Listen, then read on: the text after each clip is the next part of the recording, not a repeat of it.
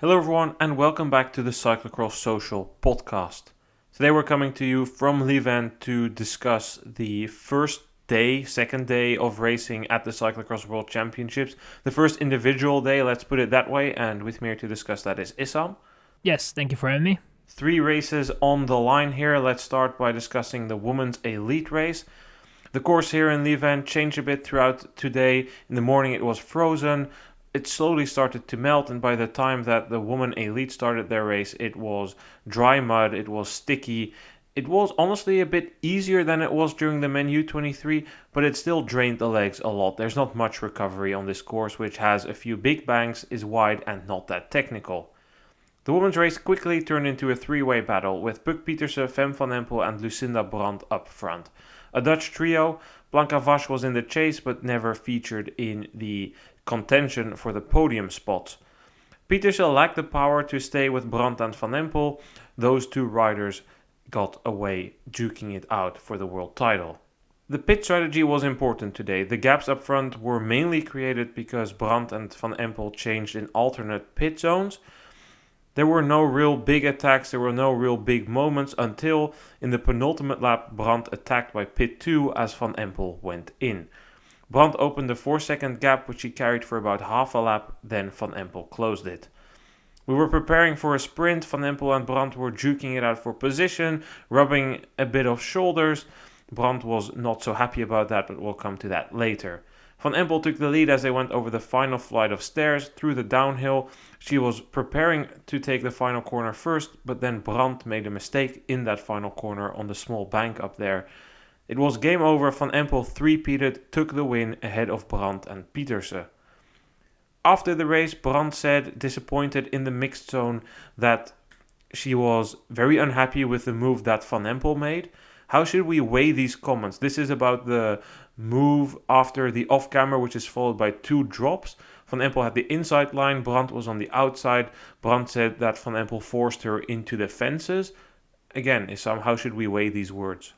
I think not that hard because she was disappointed and she probably in that moment had that feeling and expressed herself in that way. But I don't think you should really hold her that hard on the words that she has spoken out because, that's mainly emotions that you have after the race, and sometimes it's maybe a bit better to let it settle in a little bit and rewatch maybe a little bit from that moment. And I think then Brandt arguably would have changed her mind maybe, or put it a little bit differently. I think it's just that when you are having to give your opinion so quickly after the race, and just the adrenaline, the disappointment, it's all so close. And I think that is probably what you can find back in that comment of Brandt. And if you look at the move itself, I don't think there is much to look into. I think that Van Empel was ahead.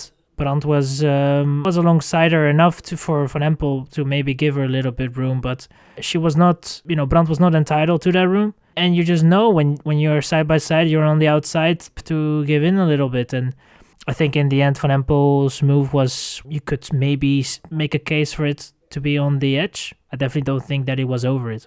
I completely agree with you. That move was fine. Secondly, Brandt is really the last person who gets to complain about moves that are on the limit for a world title. I mentioned this in the preview podcast. In Oostende, Brandt won the world title because she punted Worst into the fences. That move was, she said, unintentional, but arguably way more over the line than this. Van Empel had the inside line. It was a line that she'd been taking all race. It was the racing line. Brandt put herself in a very vulnerable position there on the outside. What I thought was curious was the fact that Van Empel was fighting so hard to keep that first position. In hindsight, it worked out great because she forced the error up on Brandt, or if Brandt would have been in the lead and still made the error, then it would have still helped Van Empel.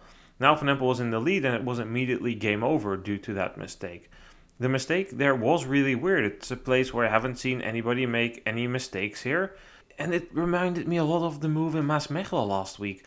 When she came off the final drop there, she took this weird line all the way on the right, came to a complete halt, and saw all her efforts there to catch Vasch undone. And it was Bakset who nearly got to sprint for the win against Vash. That was a very strange moment. Again, Brandt was probably in the heat of the moment, and Sven Nys said that she'll probably reflect differently on it tomorrow. But Sven Nys also said that Brandt can't really blame herself for anything. But I'll disagree with that, because she did make that mistake in the final corner, and that is a really bad moment to make a mistake, especially in a event like the World Championships. Yeah, because I don't, up until that point, there was always a chance. That chance was given, and I think that can definitely say that in that moment she lost all chances of even getting to a sprint, and that mistake cost her. But I think that you also have to be somewhat realistic, and I think that that is probably the perspective in which Nice was talking about, and I can understand it in the sense that it is obviously going to be very difficult to beat Van Empel, but it's a World Championships. It was a very hard-fought race. I think Van Empel also had to dig deep to bring home the victory. She definitely had to work hard for it. So I feel that in those moments a lot is possible, and there are just simple things that could make the difference. And it's the more logical winner. It's the one that we expected the more to be able to win. But obviously, yeah, I think that if it wasn't for that mistake, we at least would have seen the sprint. Maybe Van Empel would have won, but you never know how a sprint goes. It could have gone either way. Brandt said, I would have for sure won. Everyone knows I'm faster in a straight line. First of all, is that true? Second, is that true after an hour or nearly 50 minutes of racing? It's an uphill drag, 200 meters to the line, 6% average. Everything that you have on paper is worth nothing. The race isn't written on paper, it's written in reality. We don't know what the outcome of that sprint would have been, and it's irrelevant. Brandt messed up herself. The move before becomes irrelevant. Two things. First, I will only say about Brandt that despite the fact that she finishes second, it is a highly respectable result. This is a rider who's on the World Championships podium for the 8th time. It must hurt for her that she has 4 silver medals, but she's only finished off the podium once since 2018. That's an impressive track record to hold. 2 silvers in a row. This might have been her last real opportunity. I'm sure that's factoring in. But it's still an impressive season, and that's what Sven Nys alluded to when he said the perspective will set in. Brandt has had a season in which she hasn't finished off the podium a single time. She's likely to win all 3 classifications. She leads the Super Prestige by 1 point. Alvarado is not doing well. She leads the X2O trophy by a very healthy margin. I'm not sure if she already mathematically won it. Irrelevant. It's a great season for her. However, Van Empel this season has been there when it mattered the most. That was the reason why I kept backing her and put her at top of my favorites list. She delivered at the European Championships. She won 11 races. This was her 11th victory. Sure, last weekend wasn't good, but that's what we alluded to. That's what we talked about. The weekend before the World Championships doesn't always mean something. Most of the cases it means nothing because there's been hard training and it's part of a plan towards Lievin. This is the big goal for Van Empel. It's been like that her entire season. It came together on this course. It was a non-technical course. She really couldn't make too many mistakes. She looked good on the few technical features that there are. The conditions helped her. It was hard, but different hard than a race like Besançon. It wasn't that slippery. So she delivered on the day. It was an impressive ride by her. I felt throughout the race that she had the upper hand, especially up these climbs, these banks. She was super light on the pedals, easy out of the saddle. It looked like she was a bit stronger than Brandt and definitely stronger than Pieterse. It felt to me like it was her race to lose. She never placed an attack, she waited, which is a strategy that could have turned out wrong, but the winner is always right. To me, it felt that she had the slight edge, and we can conclude at the end what they have told us all the time. After Lievin, we'll make up the balance about this season, and they're probably gonna say it's quite a positive season. 11 wins in some 20-ish races, that's a very good end result. Yeah, I definitely think that they can look back on the season and say that it was a successful season, although there were many moments in the season in which there were a lot of doubts. We should definitely keep that also in mind. But I think if you look at the race today of Van Empel, there were some moments in which he made some mistakes, but it was very minor. And I think overall, it was interesting to see how she was able to close the gaps after a bike change, or if she was a little bit more behind when she had also that issue with the pedal because she wasn't able to click into the pedal well. I think that those moments really showcase that it was, I wouldn't say it was her race, but she was somewhat in control of positioning herself at the front. And that was actually, to be honest, that was up until the point where we entered in that penultimate lap and we had the decisions of pitting, because I think that in the end was the crucial moment in which I feel that Brandt finally put herself in a position in which Van Empel was somewhat compromised and had to really dig deep to bridge the gap. And I think that probably Van Empel was having the experiences of the laps before and thought that, well, that's not going to be a huge difference. I can bridge that gap, but it definitely took a little bit longer than it did in the first couple of laps, in which there was also times in which Brandt didn't pit, and then they did pit, both Pieterse and Van Empel then. And then the gap was just, it was closed in no time. It was incredible the way Van Empel was doing it. But she really struggled with closing the last gap in a way, but she was able to pull that off. And then it was the moment in which we were discussing the argy-bargy, and then in the end the mistake from Brandt on the last corner, or that last uphill, and that was all it was. Brandt compared that mistake to Bogense, which I think was weird. In Bogense, it was the fault of her mechanic who pulled the bike too early when she was still clipped in. And here it was clearly her own mistake. It must hurt in the same way. I guess that's maybe what she was trying to get to. Nevertheless, the fact that she needed to resort to attacking when Van Empel went into the pit, saving a bike change because she was changing in pit 1 and Van Empel in pit 2, also shows she was out of opportunity. She couldn't locate one section of the course where she could attack, where she could make it difficult for Van Empel. And really, this course doesn't have a major feature where you can attack. The only place I can really name is after pit 2, this double up climb. That's the one place where if you have more power, you can make it. Arguably, the climb after you get the first stairs, then the downhill, then you get the climb there. That could have been a place if it's 50-50 if you can ride it, but it was such a grind up there that everybody was just begging to find some sort of traction in that chewed up soil there. It's hard. How do you get away here? By simply putting out more power than the rest, just slowly but surely draining their legs. That's what happened to Pieterse. She was up there in the beginning, but clearly didn't have the legs in the end to continue through. It wasn't a great course for her. We know that Pieterse, to stand a chance based on what we've seen in the past weeks, needed a course with more technical features, more tricky conditions, and herself to not make many mistakes. I couldn't really see many mistakes today. In the end, she just didn't have the legs. No, and that was something of a concern that we had this season. It was for Pieterse.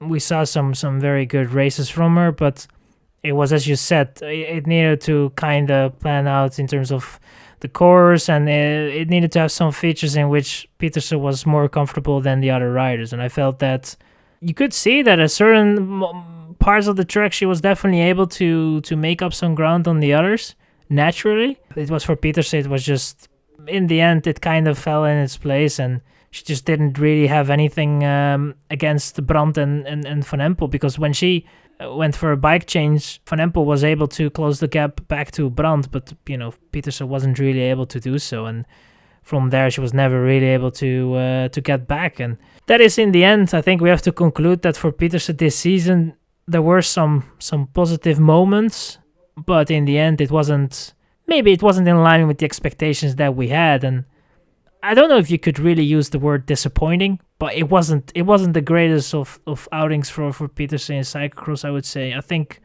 if you look at the expectations, maybe they were too high, but it was definitely not met the way we expected it to be, at least in my eyes.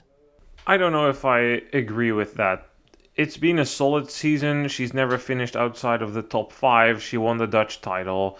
You can remark that the first 2 here weren't there.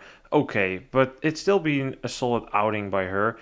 The question that I really have is, and that's unanswered, and I don't expect you or anybody to answer that because only she and her team will know, with what mindset did they bring her into cross? They just said, oh, fun, and we'll see, the Worlds is a goal.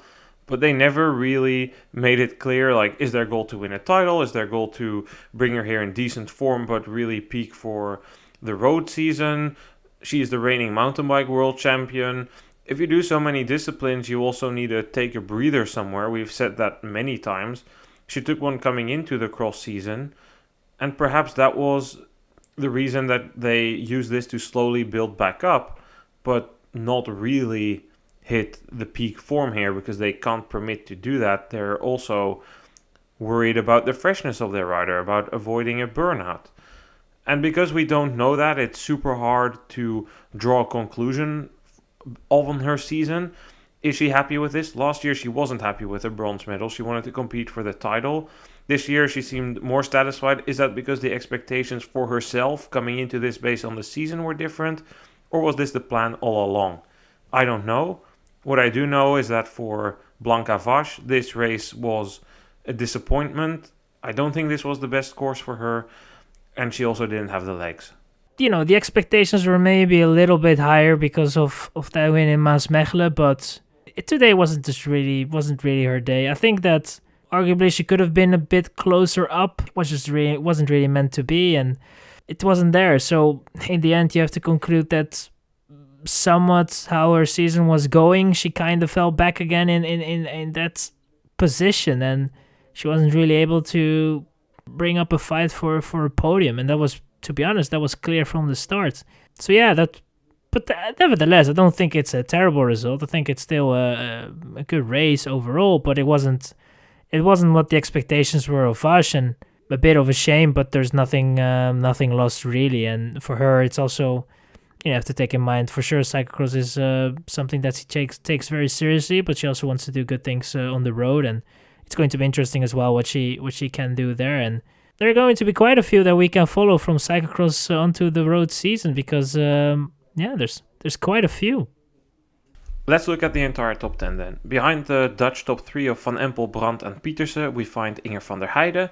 Vash was 5th ahead of Casasola, who, despite everything that she had go wrong for her around the Christmas period, managed to repack herself. 6th place is a solid outing.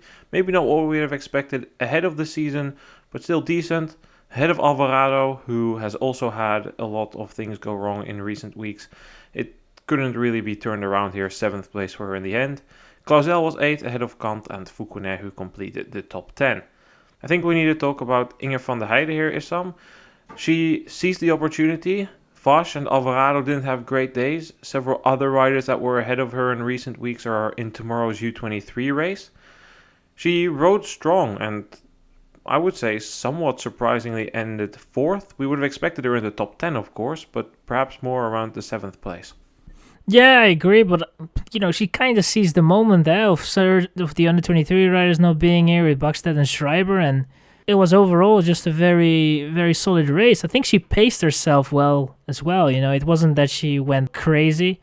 She was there with Alvarado for a while and then left Alvarado behind and set eyes on Vash and was able to pass her. And I think this season we have seen certain moments of her doing well, but then she kind of faded away in the later phase of the race because she, kind of had to follow the leaders up front, and that kind of costed her in the second part of the race. But now, because she kind of paced herself this way, I think she was more able to, at least get to Vash and pass Vash, and even close in a little bit on Pietersen, but in the end, definitely not enough to face Pietersen for that third spot. But I think overall, Van der Heijden can be quite satisfied with this result, and I have to say, somewhat unexpected, despite the fact that she showed this season at times that it was possible for her to do so. But it was just, I think these last couple of races, she wasn't really able to get in the top 5, and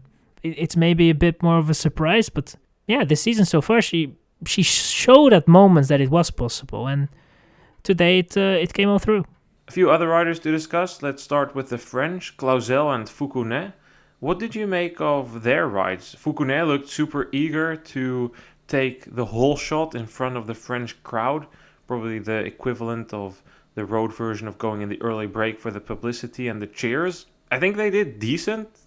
Maybe in recent weeks I would have expected those two to have finished around, like Foucounet a bit higher than Clausel, especially on a straightforward course like this. I don't think either of them can be too disappointed. Top 10 at the World Championships is a good result for both of them. Yeah, absolutely. I think Foucounet was a bit wasn't the happiest woman on this planet after being behind Clausel in a way, because I think she wanted to get that title of being the first French lady, but I mean both rode quite well. I mean Foucounet really thought that the race was won in the first lap.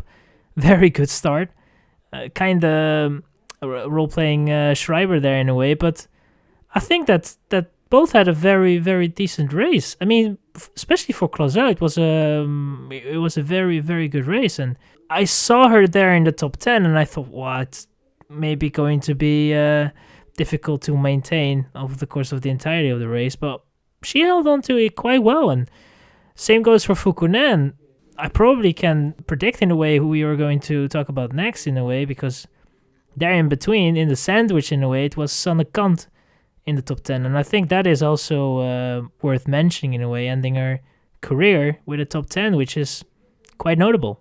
That is definitely who I wanted to talk about next. Revol, the Belgian champion, after winning that title, hasn't been able to deliver really good results. This is a course that should suit her. Where she didn't do that, Kant did.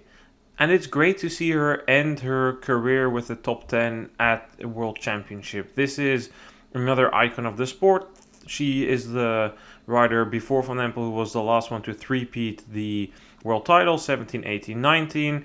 She finished on the podium 3 other times, 6 World Championships podiums, much more top 10 places. But in recent years, it was quite the struggle for her. She didn't make the trip to Fayetteville. She did. That was her last top 10, actually. She was 10th there. She didn't race the World Championships in Hogerheide, that was. But Fayetteville was her last top 10. It's been tough for her. In Dubendorf, I remember that she was totally blown away. And from there on, she kind of accepted that her days at the top were over. She kept going for the love of the sport. And I only respect her for that. And I think it's great, really, really great, that she can end her career with a positive note. Not the negativity that there was a few seasons ago, where it was hard for the fan base to accept that Kant was past her prime. It's hard to accept that for anyone. It was hard for the Wellens fans to accept and see Bart Wellens race like that. So it makes sense. But it's great that that negativity is gone. This year especially, everything has been very, very good. Not necessarily in terms of results, but all the atmosphere has been good. It's her final time. At every race, the announcers make a big point out of it, give her a big round of applause. She rode a solid race. She said she had a good feeling on the bike. She was in a big battle. That was a group that went from 9th to 18th at some point. She broke away from that, securing that 9th place. It was interesting. She did well. As I said, Ribérol didn't do too well. Manon Bakker also didn't perform too well. This should have been a good course for her. She does well on these heavy courses. This season, second half especially, it's not been so good for Bakker. She was decent in Maasmechelen last weekend, but apart from that, yeah, in Dendermonde she was good, of course, on a course that suits her, but it's not been the season I think she had hoped for, especially after last year when she won that World Cup in Val di Sole. She was hoping to position herself as a rider that could win a bunch of these World Cups when the top riders weren't there, a rider that could compete for top 3 positions in the super prestige races. That didn't really happen. Hopefully for her, next season she can turn it around, just like Van Alphen is hoping to turn it around. Vorst was a DNF today. She never really settled in. And my two final riders, I want to say, decent outing by Katie Klaus. And for you, Issam, Eva Lechner, 40 years old, also retiring.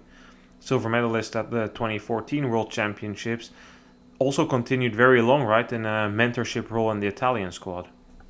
Yeah, absolutely, and I think played a vital role there. Someone that in the last couple of years, obviously, has not been prominent up front. But I tell you what, that was someone that you always could recognize with Italian colors, being champion, and it was definitely a rider that was up there, and I think for her it's definitely the moment to retire. Maybe for the love of sport, she kind of sticked around a bit too long, but can you blame her? Really, it's a beautiful sport in a way, cyclocross, and it's going to be interesting to see what her role will be in the Italian Federation. In a way, I don't know if she's going to do something there. I think you know a bit more about that nomination, or at least the role that she's going to get within the UCI. I don't really know the specifics about it, but you probably know a bit more about that. Yeah, that's within the UCI and not the Italian Federation. I know she's been involved in helping the junior women in Italy. She's often out pre-riding with them. So I would imagine that she's going to become a complement to the staff of the legendary Davide Pontoni.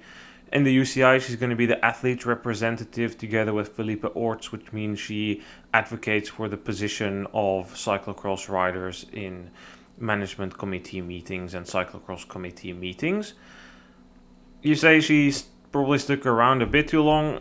I think that's a super relative answer and perception, right? So do you want to retire at your best? Do you want to retire without going through accepting that you're falling back through the order? Or do you continue for the love of the sport? Do you accept that and find consolence in the fact that you can use your experience to guide other athletes? So in that sense, I don't think that Kant and Lechner have gone on too long. Unlike Chris Froome, they don't give interviews, oh, next year I'm going to win the Tour de France if I can just get my bike position right. I found out that after 5 years my bike fit was completely wrong. They've accepted their fate and they use their experience for noble purposes. Don't do it for the money. They do it out of passion and out of love. So I don't think in that sense they went on for too long. Where one door closes, another one opens, and with that we can move to the talents of the U23 category. They were racing in the second race of today. No real surprises there. Danny van Lierop had the fastest start, but quickly Tibor Del Grosso had the fastest lap. He blew everyone away. 7:42 was his first lap of the race. That was by far the fastest lap of the day. He was more than 20 seconds faster than the second fastest lap time, which was set by Kai de Bruikere. Del Grosso flew to victory. He opened a 10-second gap before I could even walk from the start to the big screen. Easy win for him. He had time to celebrate with a trick, pin his bib in the final lap and celebrate like Mathieu van der Poel did. Second place went to Kai de Bruikere, somewhat of a surprise. The Pauwelsauze U23 had done a few good races this season over Christmas. In recent weeks, his form, however, didn't seem as great. He made a few mistakes early in the race, which put him back, but he managed to recover really well from that. He finished second, battling with Jente Michels in the final lap. Michels saying he was disappointed with a beautiful bronze medal, which is a bit of a contradiction, but whatever. Del Grosso Issam with a win in showman style.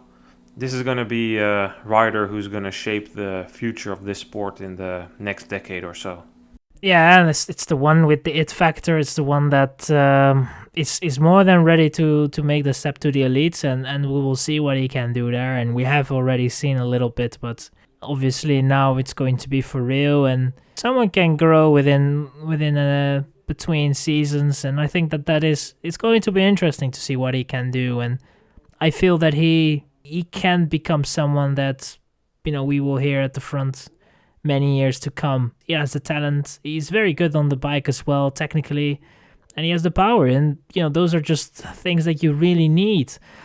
And yeah, I mean, in terms of the race itself, it was predictable. We predicted it. That I think everyone that kind of watched or saw the results of the under 23 and saw how he was racing overall would have figured that he is going to be the one crossing the line first. And behind, I mean, the Bruiker was in a way a surprise, but I think overall it was a bit different than I expected it to be in terms of the riders behind. It was, Michels kind of got it together in a way, but then on the last lap, for some reason, didn't really want to get that second place or so. I mean, I think that he personally should have been second, but I don't know if he really wanted it to have. In a way, I felt that he probably didn't really find that motivation that he really needed, and the Bruiker was racing like it was for first.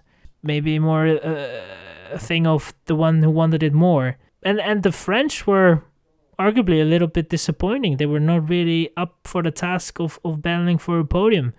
Had a very good start, but then later on in the race were never really able to be up there. I mean, Simon was probably the one that was the longest up there at the front, but didn't really last that long. And then he faded as well. And yeah, that was maybe a bit disappointing. I think if you look at this today, the 3 races, we will come to the women junior race, but this was probably a bit of a boring race. Perhaps a preview for tomorrow's men elite race. I warned you about Michels that you were underestimating him. He didn't show it last week, but I knew that what I saw in Benidorm was good from him. I don't think this was a matter that he didn't want that place. He just didn't have the legs. The Bruikere was good, but he took that tumble, needed to chase, and he chased really well. He put in the effort.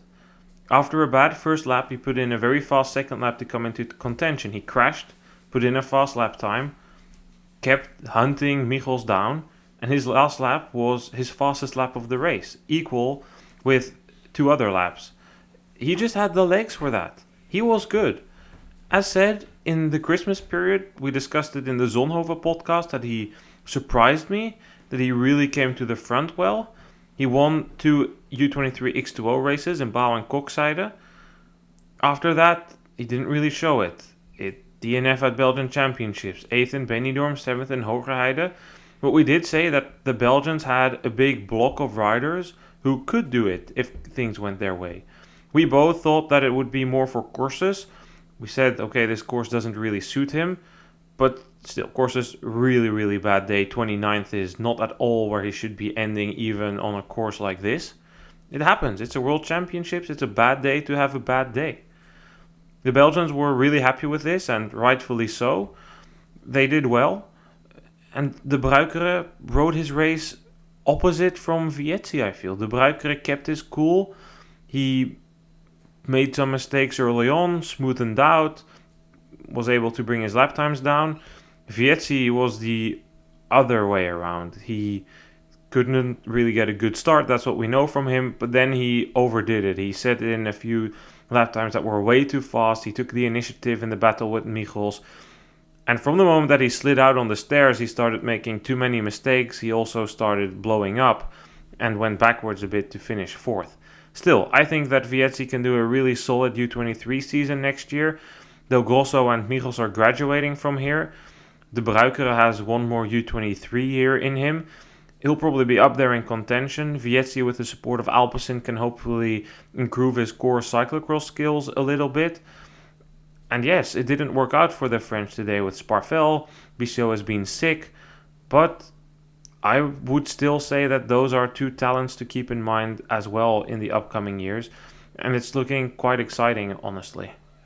Oh yeah, don't get me wrong. I mean, it was disappointing for today, but the talent is definitely going to stay there, and it's going to be interesting to see how that development will be. But just for today, I felt that it was a bit disappointing. Bichot had his reasons, obviously, because it was last week. It wasn't that great either, and I expected maybe a little bit more from Sparvel. It didn't really come out, and it is what it is. And that sometimes happens. You don't always going to have your best days on at a Worlds. It's obviously what you want, but doesn't always come out. And as you say, it's very interesting to see those riders there racing for France, and it's interesting. I really hope that those guys can keep going, keep doing some cyclocross, and hopefully we will see them up there with the elites one day. Let's look at the entire top 10. Del Grosso, De Bruyker and Michels were on the podium ahead of Vietzi. Seppe van den Boer was 5th ahead of Aubens Parvel, Jules Simon and Leo Bisio. There was a heated sprint there, Issam, all those French coming in. The fans lit up some pyros. That was maybe more important than the victory. At least that's how it always is in France, on the road as well, right? It looks like they sometimes race with more importance of finishing second, but beating the FDG or AG Desert rider, depending on what team they are on, rather than actually racing for the win by cooperating. Of course, not the case here. Victor van den Berg was 9th and Nathan Bommenel was 10th. I would like your take on David Haverdings, who finished 12th. He's kind of being put out of the equation now. He had that injury that he obtained in a crash in Herentals. How do you view David Haverdings? Yeah, I mean, he's in a bad period right now, and it's tough. You know, he has had a lot of bad things being thrown at him. It's not making your career any easier. I think that we have seen this season the potential, so that is something that he has to hold on to. But I think that if you look at the last couple of races and overall, it hasn't been great. But he has time, and I think that he needs to be extremely patient in a way, because if you are not, it's going to be very difficult to get through. One hit is just going to drop you completely, and you're just never really going to be able to recover from it. So yeah, it's difficult to see a positive in the latest results of Haverdings. But as I said, I think that in this season he has shown in a couple of races that he has potential to be up there fighting for top 5s and podiums, and he has to show it more often, and that's probably what he has tried to look for. But that's extremely difficult, and that's just going to be a hard thing to do. And we are in this phase right now in which after the Worlds we always kind of talk about the ones that want to bounce back, the ones that look back on a very good season. And I think that Haverdings can look back on a season which wasn't the greatest and hope to do better next year, and that is where he has to strive for. Certainly. I think it's premature to say that Haverdings doesn't have what it takes to do well in this sport. Yes, his U23 seasons have been really, really up and down. I remember when he took that 9th place in Diegem, we were like, wow, this kid is really special. He hasn't shown it that much this season, but he shows that he really has talent. And from there on, it didn't work out. Like illnesses, injuries this season. But at the beginning of this season, he did show he had really good form. He was 3rd in the Nacht van Woerden. He was 9th in Ruddervoorde. He was also 9th in Overijse. He was in heavy contention to win the European title, but his chain broke. That's things that shouldn't be forgotten, but are quickly overlooked. He was solidly the 3rd U23 rider, 3rd in Dublin, 3rd in Hulst despite that injury, but the injury never really went away. He needed to take a lot of time off the bike, and it's hard to recover from that, especially in this phase of the season. If there's anything that sets you back, a really bad illness that keeps you off the bike for a week, it's super hard to come back from that. It's the reason, for instance, that Magali Rochette didn't race here. She had several illnesses in December, couldn't train, and then thought, well, why am I going to go if my level is so bad? There's more riders with injuries. Ian Eckert has been struggling with back issues. Those have resurfaced in recent weeks. Still, he's really talented. We saw that in Besançon. I also saw a very good ride from him in Baal. This is also a rider who's good. Sometimes it takes time, but saying that, also next year, things really need to come together for Haverdings. You don't get that many opportunities. Sven Nys heavily believes in him. He really backs him. But at some point, also that patience is going to end somewhere, right? Haverdings, okay, this season this, the next season that, the next season that. Those are all valid reasons. But if it continues too long, then it's going to really start hampering you. let's move to the first race of the day, the final race we are discussing from this day of racing before we briefly hit the relay. Women's junior race. The predicted scenario, the French had really fast starts. It was Lise Revol quickly taking the lead and blasting away, opening quite a large gap over her rivals. However, Barbora Bukowska, the Czech rider, as we predicted, she limited the damages at the start. Well, that's kind of what we hoped and said she needed to do to be in contention. She closed the gap to Revol and then proceeded to drop Revol. She opened the gap, but in the penultimate lap towards the end, she made a mistake. Revol came back, but then it was Bukowska who made the mistake. Coming out of the final corner, she sprinted, dropped a 700, 800 watt sprint, thinking it was for the world title, sat up, celebrated, realized it was a lap to go, pushed through, continued with the 4-second advantage she still had, turned that into 10 seconds. Then the tank was empty, and it was Revol who came back, cheered on by the French crowd. She overtook Bukowska and took the win. 2 first years, finishing 1 and 2. There was a battle for third place, which was a group of 5-6 riders that turned into 3. From that group, Cusack had a puncture.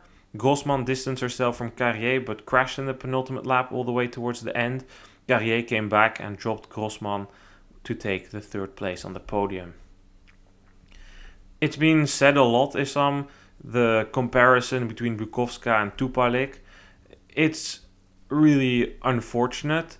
My leading theory is the following. There were a lot of bells, which he couldn't have mistaken for the bell for the final lap. But more importantly, the French announcer kept announcing deux derniers tours, trois derniers tours. He kept saying like the 2 final laps, but if you hear dernier tour, that's something that at all of the other races is only mentioned for the final lap. So she might have picked that up.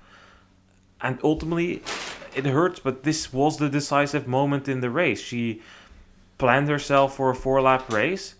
She didn't have the energy to continue from that. It also takes a lot of mental fortitude to recover from that. It turned the race around, and not for the positive for Bukowska. No, absolutely not. I think, at a certain point you could really see that Revol was all right with second. She kind of understood that Bukowska was the stronger rider, but yeah, then that happened, and then Revol was starting to believe in it again. I thought, well, there is a chance here. And rightfully so. I think that's, at that point, obviously, when you are in, your mind doesn't really comprehend what is going on because you think it's over and it's not, and it's just total confusion. It's just then hard to find that rhythm again and find the focus that you so much need when racing. And it turned the race around, and it was crazy to see for a first race. It was arguably probably one of the more tense races, especially because of what happened there in the end. But yeah, I think if you look at the race and you analyze it in a way, Bukowska was super strong and was on the powerful sections. The difference was there. Technically, I think that Revol was in certain parts of the course was a bit better, especially like that off camber. She was able to manage that and negotiate that just a little bit better, and there were just certain corners as well in which Revol was better, and the running, I think, was also something she was superior on compared to Bukowska. And yeah, it's a shame. I think that if it didn't happen, but it's hard to say, obviously, but I feel that if Bukowska knew that it was 5 laps and knew that was the penultimate lap, I think then she would have still be able to win it, because she didn't completely drop like someone that was thinking that it was going to be the last lap. She still had something left to fight Revol, but it was just not enough. And I think mainly that was really how I looked at it in the end. I thought, okay, now it's going to be a mental game. Are you able to get back into that total focus that you need in a race? And I think she just didn't have that. And it was just too many events that happened there that she couldn't hang on to. And especially when Revol was able to overtake her in the off-camber, that was it. And that was all it was. And in the end, you can say that it is definitely not an undeserved winner. Revol this season has been great. Won the... she didn't win the overall, but she did very well. And I think in the World Cup. And I think that, this season she's definitely showed that she was one of the favorites. But yeah, the circumstances also helped her in a way. She might not have believed in the win anymore, but that is not in the dictionary of the French coaching staff. It feels they have coaches on every corner, and then there's also just a shit ton of fans making a ton of noise every time the French come by. She was cheered on the entire race, super, super loud. As I said in the Besançon podcast, these French, most of them come for the entire day. There's a lot of fans always at World Championships for the first race of the day. And here it feels like there's even more than usual because a lot of these French come and stay the entire day. Eat their frites, eat their baguettes, eat their whatever. She had, as most of this season, a relatively interesting pacing plan. Her first lap was super fast. It was 8:28, was the fastest lap of the race. Then she loses 30 seconds in the next lap to compare to herself. And the lap after that, she loses another 16 seconds. That's a 45-second drop-off between the first and the third lap. Bukowska, her first lap is much slower. She accelerates in the second lap. And in the third lap is still able to go faster than her opening lap, which is significantly faster than the pace Revol is doing at that point. And then it evens out. I think Bukowska should normally have won this race if it hadn't been for the fact that she messed up the lap count. But that's irrelevant because she did, and that's an as important part of racing. So she can only blame herself. She was disappointed. Yes, she did celebrate that second place coming over the line, but it was really a bittersweet celebration. She was disappointed. She was furious with herself. She knows that she has another opportunity next year, and that's the point I want to make here. A lot of these riders up here are first years. There were 5 first-year juniors in the top 10. Numbers 1, 2, and 4 are first years. The European Championships jersey is going to be on display early next season. The rainbow jersey is going to be on display the entire season. That's something to keep in mind, that a lot of these riders will be up here in the mix next year. And it tells us either that these first years are extremely strong, that these second years are not that strong, or perhaps the truth is somewhere in between. And because these first years are so strong, these second years kind of luck out because they are falling between a generation last year of super strong second years and are now dealing with a generation of super strong first years. Regardless of that, what we have to conclude is, once again, that the French talent factory keeps on pumping out talents. Last year they won this title with Géry. This year they win it with a first year in Revol. It feels like they just keep coming. Before that, it didn't really materialize for her, but there was Lilou Fabregu. She stopped doing cross. They always have riders up there in the women's category, the women's junior category. They had Burquier come through. The question is, are they going to stay in there? Regardless, it's working out quite nicely, and every year they seem to be bringing new talents in. It's historically true that the French are good in the juniors category, but they're improving again. They had a dip, and they are looking to come out on top of that. And with Desprez, they had a second rider in the top 10. Dutern didn't really deliver today, but is a first year. We have to keep in mind that she can also do well next year. Yeah, absolutely. And I look at this race and I look at these two up front and then the gap that there is also behind. I think that's quite a remarkable gap as well. I don't think it's representable of what we have seen this season, but it's telling in a way that, they're not only first years, but also the way they have been able to kind of ride away from the rest has been incredible. I think in the end, it's in a way also somewhat satisfying to see that Carrier was able to finish on the podium. I think that, obviously it was with circumstances of Grossman, because Grossman looked to be going for that podium spot and was very gutted after the race. But it is also for Carrier a bit, nice to get that podium. And then now for her, it's obviously going to be a bit more difficult now because she has to move on and go to the under 23 category. And that's obviously going to be a very difficult category to be in, because most of the races are going to be with the elite, and she has done some races with the elite category, I think, but it's now going to be a bit more serious, and we will see how she will cope with that. It will be interesting, and overall it will be interesting how this these first years will develop and what will come after them as well. It's very young. Yeah, it's very premature to be already saying that these women will be the ones that we will see in the future. It's always a category that gives you signs of things that potentially could happen. And it's somewhat of an indication of what you can expect and who you could expect in the future. Other than what we saw, I don't think we saw big surprises in a way. I think overall, certain riders really fell in their place, or at least somewhere where we expected them to fall. Pretty much, yes. We know that they have the level for the elites, right? So Carrier finished 19th in the Elite World Cup of Namur. She was 7th in Baal. She's done quite good in the 2 elite races she did this season. We should probably conclude that her form peak was in the Christmas period. She got sick after Zonhoven. I don't know how bad that was and how much that affected her.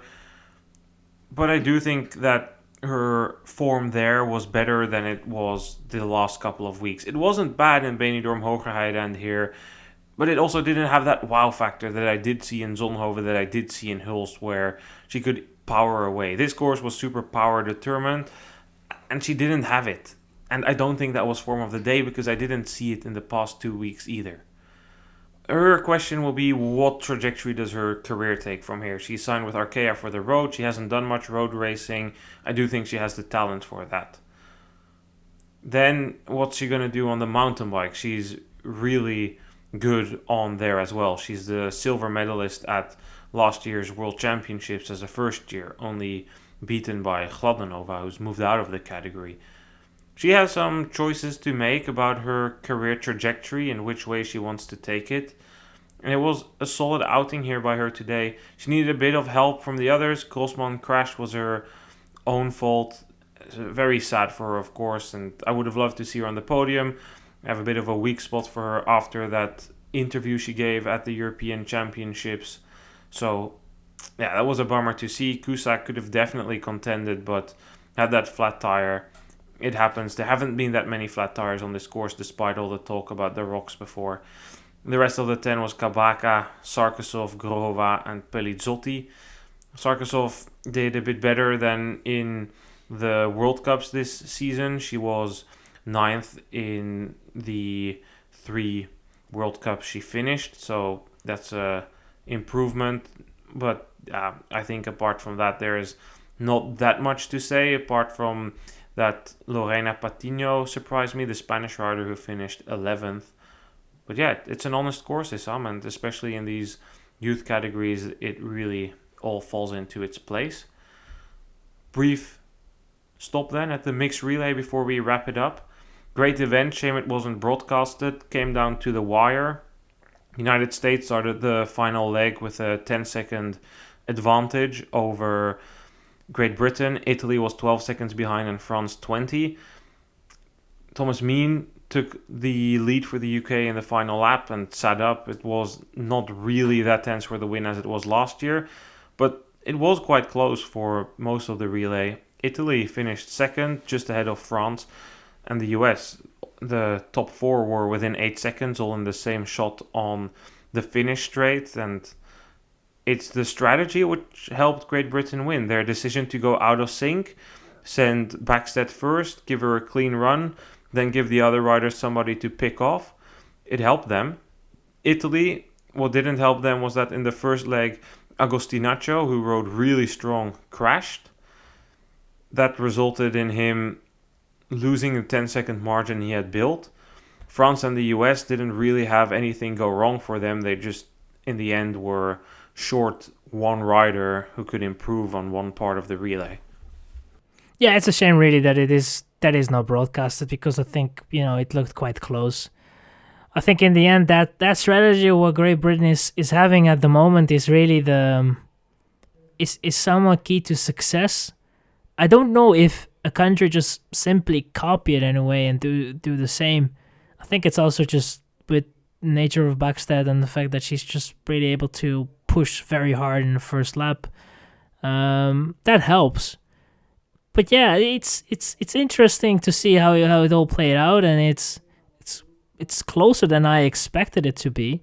It's just a bit of a shame that the Netherlands is not really participating in it and thinking that they're a little bit higher than the event. I think it makes no sense really, and hopefully the UCI will do something about that and force them into this event. I don't care if they're going to put their worst riders in the relay, as long as they're participating. If they're willing to lose out, which they're probably not going to do, because if they're participating, for sure they will try to have a team that is enough or at least reasonable to fight for a podium or victory. But it's, currently that is just a bit of a shame. And I think also the broadcasting doesn't really help. It needs to be broadcasted. It could be broadcasted. I don't think it's going to be that difficult to do so. And that is basically it. I think, it's great to see that Great Britain won it, and I think slowly but surely we can move towards tomorrow and see how that day will play out. Indeed, we'll wrap up this day of racing. Issam, thank you for being here. Yeah, no worries. Thank you for having me, and looking forward to tomorrow. 3 more races tomorrow. Be there, 11 a.m. local time. Men's junior race. About 15 riders who could win this. Be there. See you guys tomorrow for the recap. Hopefully some surprises throughout the day. See you guys then. Goodbye.